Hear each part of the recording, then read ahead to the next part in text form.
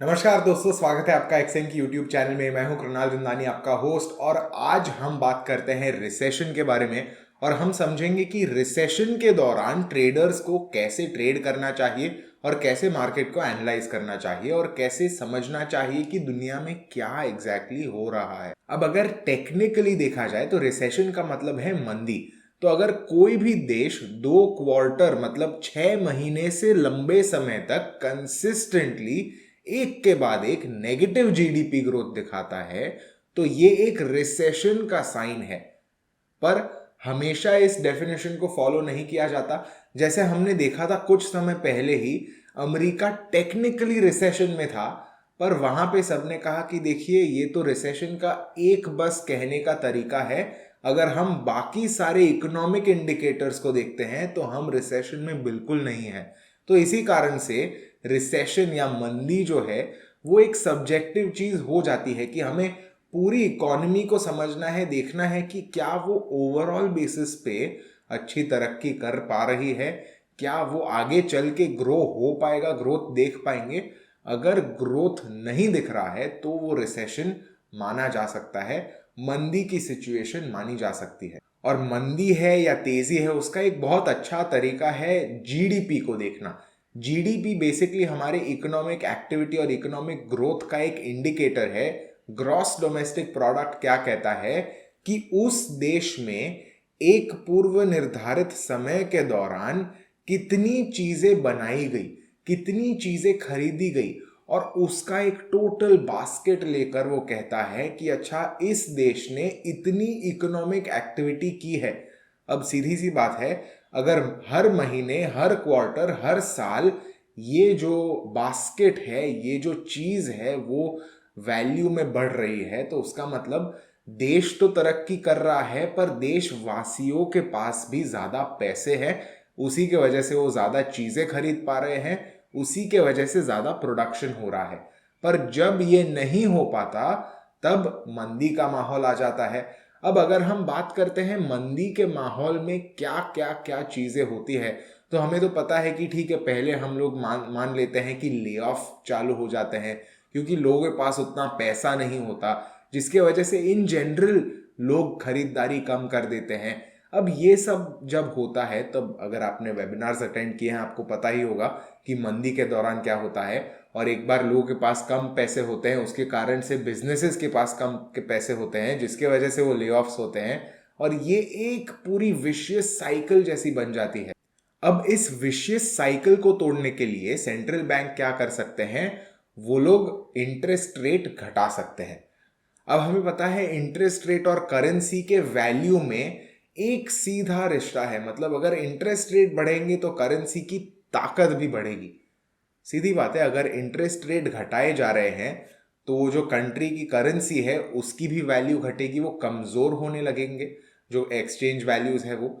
पर इसका जो रिलेशन है वो इतना सिंपल नहीं है, क्योंकि चार्ट पर अगर हम देखते हैं कि हम एक दुनिया भर का ग्लोबल रिसेशन देख रहे हैं, और अगर हम लोग यूरो यूएसडी का चार्ट देख रहे हैं तो यूरो और यूएसडी दोनों में ही रेट कट आएंगे, दोनों की ही करेंसीज नीचे जाने वाली है। पर इसमें क्या मायने लगता है कि यूरो के सामने डॉलर कितना कमजोर है। तो अगर यूरो डॉलर से ज्यादा कमजोर है तो हम लोग देखेंगे यूरो यूएसडी को नीचे जाता। अब ये तो एक ही नतीजा था, एक ही इफेक्ट था लोअर इंटरेस्ट रेट का और ओवरऑल रिसेशनरी एनवायरनमेंट का। एक और इफेक्ट जो आ जाता है वो है सेफ हेवन करेंसीज का। ऐसा कहा जाता है कि जब रिसेशन का माहौल है, मंदी का माहौल चल रहा है, तब जो एकदम ताकतवर करेंसीज होते हैं जैसे यूएसडी, येन, स्विस फ्रैंक, ट्रेडर्स इन्हें पसंद करते हैं दूसरे करेंसीज के सामने। जिसका मतलब अगर एक बाजू पर हम एक कमजोर करेंसी लेते हैं या एटलीस्ट वो उतना ताकतवर नहीं है यूएसडी जैसा, तो उसका वैल्यू थोड़ा घटेगा और डॉलर का वैल्यू उसके सामने थोड़ा सा बढ़ेगा। ऐसा भी कहा जाता है कि रिसेशन के दौरान वॉलेटिलिटी थोड़ी सी ज्यादा रहती है। अब हमें पता है अगर वॉलेटिलिटी ज्यादा है, प्राइस मूव ज्यादा है, और अगर प्राइस मूव ज्यादा मिल रहे हैं तो ट्रेडर्स के लिए एक अच्छी स्टोरी हो सकती है। तो यही मानकर हम देख सकते हैं, चार्ट पर एनालिसिस कर सकते हैं कि अच्छा ट्रेंड कैसा चल रहा है, कौन सा फेज है, कौन सा फॉर्मेशन पैटर्न बन रहा है, इंडिकेटर्स क्या कह रहे हैं। और आपकी स्ट्रैटेजी और सिस्टम के हिसाब से आप देख सकते हो कि अच्छा हमें कहाँ पर मूव मिल सकता है। एक और बहुत महत्वपूर्ण चीज आ जाती है रिसेशन में ट्रेड करते समय, और वो है न्यूज़। अब हमें पता है कि आमतौर पर अगर हम रेट हाइक या रेट कट देखते हैं तो वो समझना काफी आसान है, पर अगर एक देश रेट कट करते आ रहा है, डोविश स्टांस लेते आ रहा है उसका सेंट्रल बैंक, तो आप कैसे इंटरप्रेट करोगे? यहां पर लॉजिक बहुत इंपॉर्टेंट हो जाता है। हमें देखना है कि उस करेंसी पेयर में रिलेटिव स्ट्रेंथ कितनी है उस करेंसी की। मतलब जो दूसरा करेंसी है, मान लीजिए यूरो यूएसडी में हम लोग बात कर रहे हैं कि फेड का रेट अनाउंसमेंट है, तो हमें जानना है कि यूरो की स्थिति कैसी है, यूरो क्या कर रहा है, और उसके सामने डॉलर क्या ताकत दिखा पाएगा या नहीं। इसके बाद हमें देखना है कि मार्केट के एक्सपेक्टेशंस क्या है। तो अगर एक्सपेक्टेशन है कि फेड रेट कट करेगा 20 बेसिस पॉइंट से, और असलियत में 40 या 50 बेसिस पॉइंट का कट आ जाता है, तो सीधी सी बात है ये काफी बड़ा सरप्राइज है, काफी बड़ा डिफरेंस है एक्सपेक्टेशंस और रियलिटी में।